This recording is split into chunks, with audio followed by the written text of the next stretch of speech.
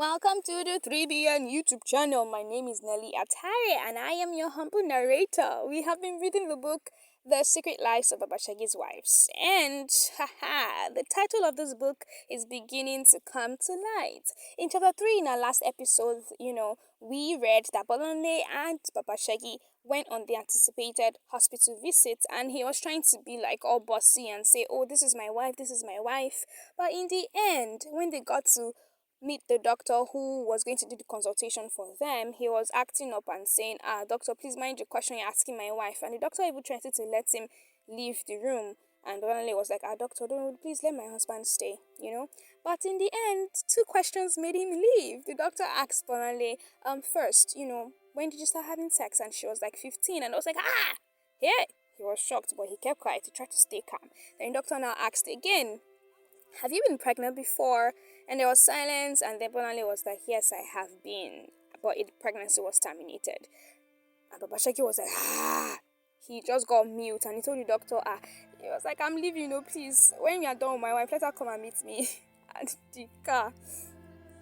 Well, I feel like chapter 4 is going to be interesting, so let's quickly move on, right? Let's spill the juice and see all the drama. Chapter 4 is titled Cracks. I shut the vehicle door firmly. I waited by the roadside until they were out of sight before crossing.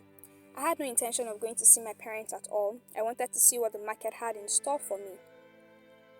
Shango Market was a long, muddy street, shielded from the sun. The colors under the stores' rusted iron sheets blended into a collage of dairy hues. The oranges dulled into maroon, the violets and greens smeared into navy blue. Wading through the stalls amid perspiring flesh was exhausting, but I was not deterred. I strode directly to the cookery session. My little pleasures were of utmost importance now, since they angered Baba Segi and made him storm out of my bedroom.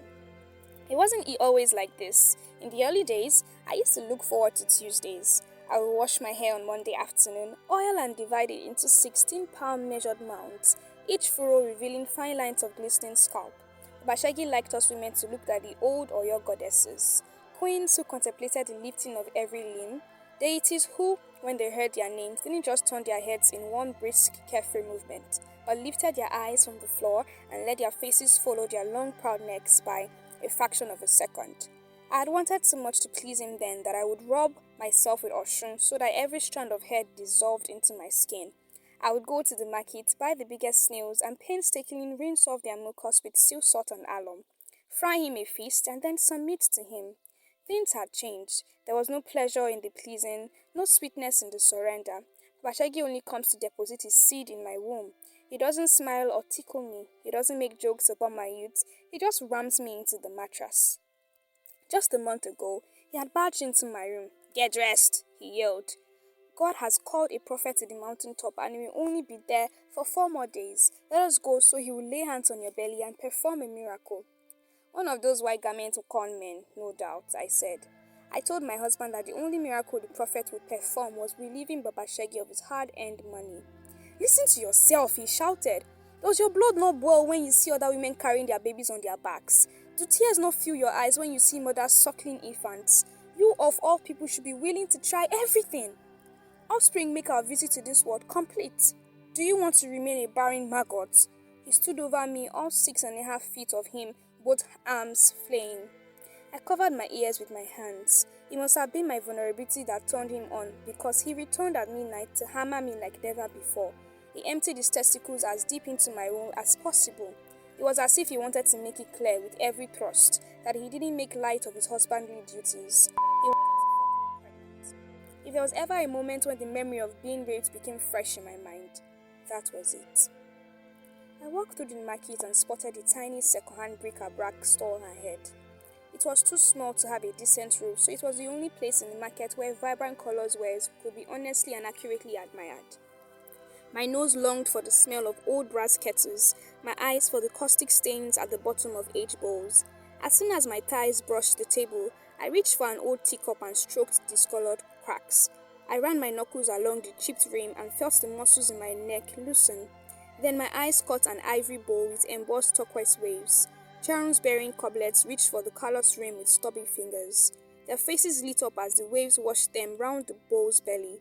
I caressed it and my sadness fell away. This was my secret reprisal. That one come all the way from Italy. Oh. The bald, crooked hawker shrieked. There were droplets of sweat racing down the sides of his face.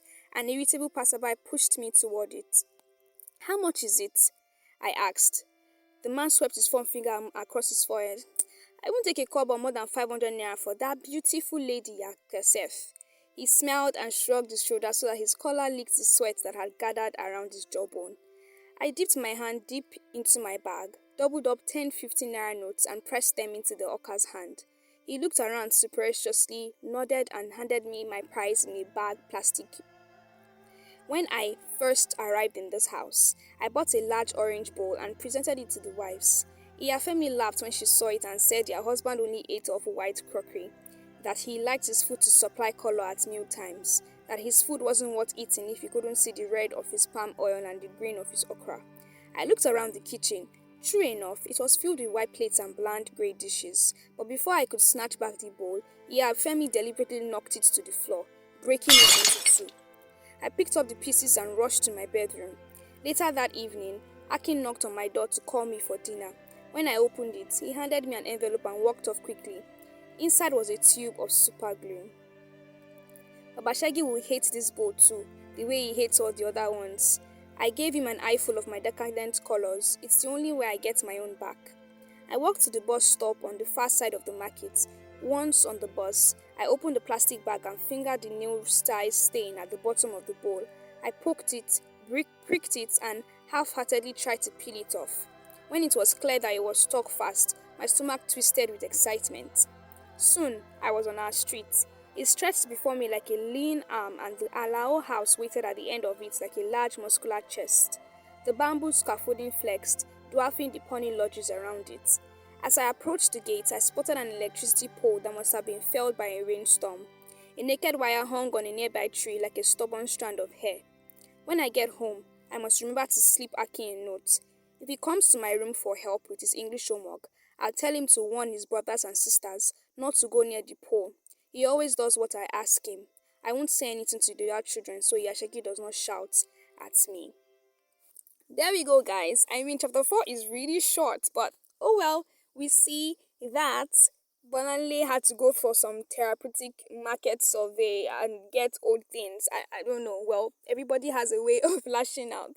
But yes, that's chapter 4, guys. Please do well to leave your comments. What do you think? The story is building up. You can let us know what you think about Bolanle's action or Baba Shagi's action. 3BN channel is here to inform and educate and entertain you. Thank you for listening. Till next time.